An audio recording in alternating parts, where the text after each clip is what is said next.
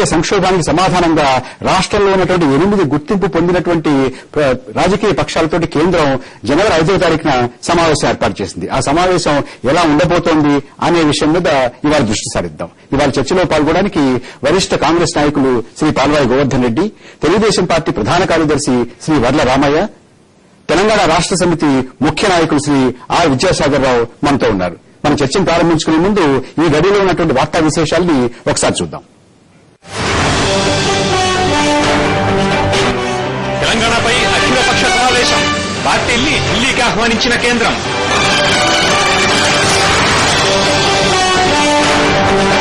ఆహ్వానంతో పార్టీలకు కొత్త tension, కుమ్ములాటంలో Congress TDP నేతలు.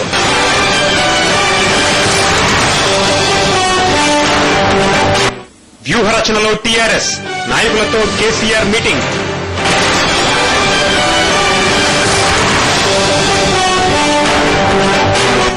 తెలంగాణ బంద్ ప్రశాంతం, సినిమాలకు ఫుల్ సెక్యూరిటీ ఇస్తామంటున్న రోసయ్య.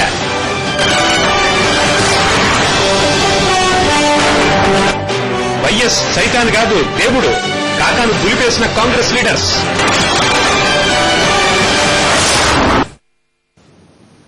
రాష్ట్రంలో ఉన్నటువంటి రాజకీయ పరిణామాల మీద కేంద్రం మళ్లీ స్పందించింది. ఇది 3వ ప్రకటనగా మనం అభివర్ణించుకోవచ్చు. 3వ ప్రకటన చేసినటువంటి కేంద్ర హోంమంత్రి ఇవాళ ఉన్నటువంటి ఆంధ్రప్రదేశ్ లో ఉన్నటువంటి 8 గుర్తింపు పొందినటువంటి రాజకీయ పక్షాలని ఢిల్లీకి చర్చల కోసం ఆహ్వానించారు. ఆ చర్చలు స్వరూపం ఎలా ఉంటుంది, చర్చలకి ఒక్కొక్క రాజకీయ పార్టీ తరఫున ఎంతమంది వెడతారు, ఏ ప్రాంతాల నుంచి వెడతారు అనేటటువంటిది ఒక ప్రశ్న. అంతేకాకుండా ఇవాళ వచ్చినటువంటి ప్రకటన తర్వాత తెలంగాణ రాష్ట్రం కోసం ఏర్పడినటువంటి రాజకీయ పక్షాల joint action committee convener professor Kodandaram హర్షం వెలిబుచ్చారు. ఇది చాలా శుభపరిణామం అన్నారు. అయితే తెలంగాణ రాష్ట్ర సమితి అధ్యక్షులు కేసీఆర్ తన ముఖ్య నాయకులతోటి సహచరులతోటి మంతనాల్లో ఉన్నారు. ఒక్కొక్క రాజకీయ పక్షం దీన్ని ఏ రకంగా చూస్తుంది, ఎవరిని పంపుతుంది, ఎవరు వెడతారు, అది రాజకీయ పక్షాల యొక్క స్టాండ్ ఎలా ఉంటుంది, అంతేకాకుండా రాజకీయ పక్షాల్లో ఉన్నటువంటి వివిధ ప్రాంతాల నాయకులు దీన్ని ఎలా చూస్తారు అనేవి మనం ముందున్నటువంటి ప్రశ్నలు.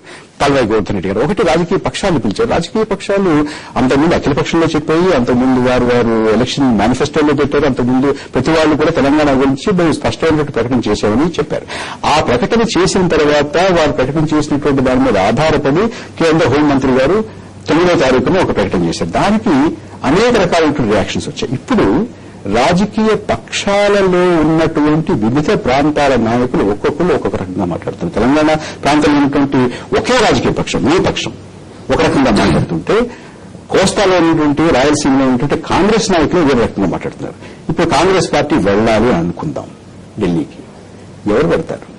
అన్ని ప్రాంతాల వాళ్ళు పెడతారా, ఒక ప్రాంతం వారు పెడతారా, ఒక నాయకత్వం పెడుతుందా, లేకపోతే ఆ నాయకత్వం వెళ్లి మా పార్టీలో ఉన్నటువంటి వివిధ ప్రాంతాల్లో ఉన్నటువంటి వారు ఈ రకంగా అనుకుంటున్నారని చెప్తారా, లేకపోతే మేమందరం కూడా అధికారికంగా కాంగ్రెస్ పార్టీ యొక్క స్టాండ్ ఇదని చెప్తారా?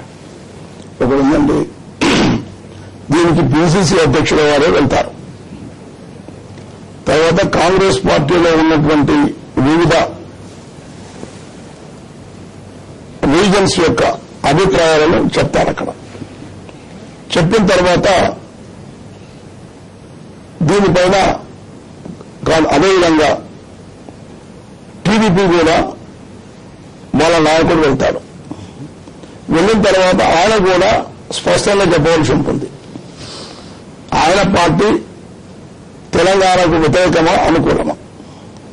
ఇప్పుడు నా దగ్గర అంటే ఈ 5వ తారీఖు లోపలనే మీరు మాట్లాడారు గోవర్ధన్ రెడ్డి గారు, మీ నాయకులు వెళ్లి మా పార్టీలో ఉన్నటువంటి ఈ ప్రాంతం వాళ్ళు ఎలా అనుకుంటున్నారు, ఈ ప్రాంతం వాళ్ళు ఎలా అనుకుంటున్నారు చెప్తారంటున్నారు.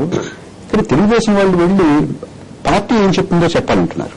నేను చెప్పినది ఇప్పుడు మా దగ్గర కూడా ఏమైందంటే 5th లోపల I think they will call for Rosaiah గారిని, పిసిసి అధ్యక్షుల్ని, ఇంకెవరైనా పిలిచి వీళ్ళతో సుదీర్ఘమైన చర్చ చేసి కాంగ్రెస్ పార్టీ అంతా కూడా ఒకటే విధంగా ఉండాలి అనే అభిప్రాయం వ్యక్తం చేస్తారు. సాధ్యమా?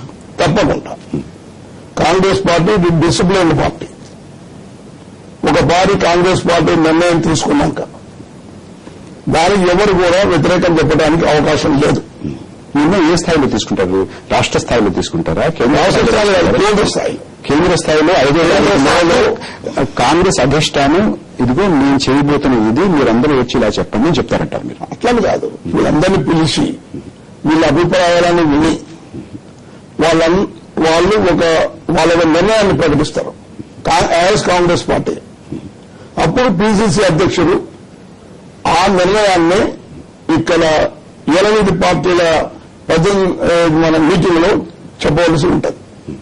కాబట్టి కాంగ్రెస్ పార్టీ నిర్ణయం తీసుకోకుండా డిఎస్ గారు పోయి ఏం చెప్తారు అక్కడ అంటే మీరనేది 5వ తారీఖు లోపు కాంగ్రెస్ పార్టీ అధిష్టానం ఇక్కడి నుంచి కాంగ్రెస్ నాయకులతో సంప్రదించి మొత్తం మీద కాంగ్రెస్ పార్టీ ఈ విషయం మీద ఇది మేము తీసుకునేటువంటి వైఖరిని ఒక స్పష్టమైనటువంటి విధాన ప్రకటన చేస్తుంది. తప్పకుండా చేస్తుంది. రామయ్య గారు, మీ పార్టీ ఏం చేస్తుంది?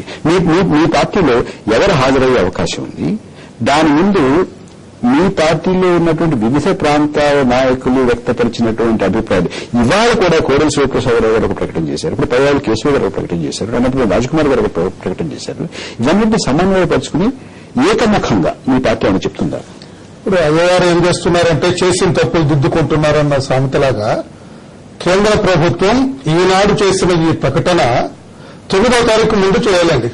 ఈ ప్రక్రియ 9వ తారీఖున ఒక స్టేట్మెంట్, ఒక ప్రకటన చిదంబరం గారు వెలుబుచ్చక ముందే ఈ ప్రక్రియ చేసినట్లయితే ఇంత అనర్థం జరిగిండేది కాదండి. దీని అంతటి కారణం వాళ్ళ అస్తవ్యస్త విధానం. అక్కడ ఈ రోజునే ఉన్నారు, పార్టీలు పిలుస్తున్నాం. పార్టీలకు వచ్చేటప్పటికి 3 ప్రాంతాల్లో 3 అభిప్రాయాలు ఉన్నాయండి. గోవర్ధన్ రెడ్డి గారు ఎంత గుంభనగా చెప్పినా క్రమశిక్షణ కలిగిన పార్టీ కాంగ్రెస్ పార్టీ అన్నారు. నవ్వుతారు జనం. క్రమశిక్షణ వాళ్ళకి ఇష్టారాజ్యంగా చెలవేగే పార్టీ కాంగ్రెస్ పార్టీ. అది ఆ రకంగా మీ సంగతి మేము వచ్చేటప్పటికి మా పార్టీలు చర్చించాలి. ఇంతవరకు లెటర్ రాలేదు. పత్రికలతో అక్కడ ఎలక్ట్రానిక్ మీడియాలో చూస్తున్నాము. మేము ఇప్పుడు ఇంటర్నెట్ లో చేసినా కూడా లెటర్ ఏం రాలేదు. ఇంకా ఇంటర్నెట్ లో కూడా లెటర్ రాలేదు. లెటర్ వచ్చిన తర్వాత ఏమి చర్చ, వాట్ వాజ్ ది ఎజెండా, ఏమి ఎజెండా పెట్టినారు లెటర్ లో, ఏమి చర్చించాలనుకున్నారు? ఇప్పుడు పార్టీ అధ్యక్షులు మాత్రమే పిలుస్తున్నారా, లేదంటే పార్టీలో ముఖ్య నాయకులు పిలుస్తారా, లేకుంటే వివిధ ప్రాంతాల్లో పార్టీలను పిలుస్తున్నా?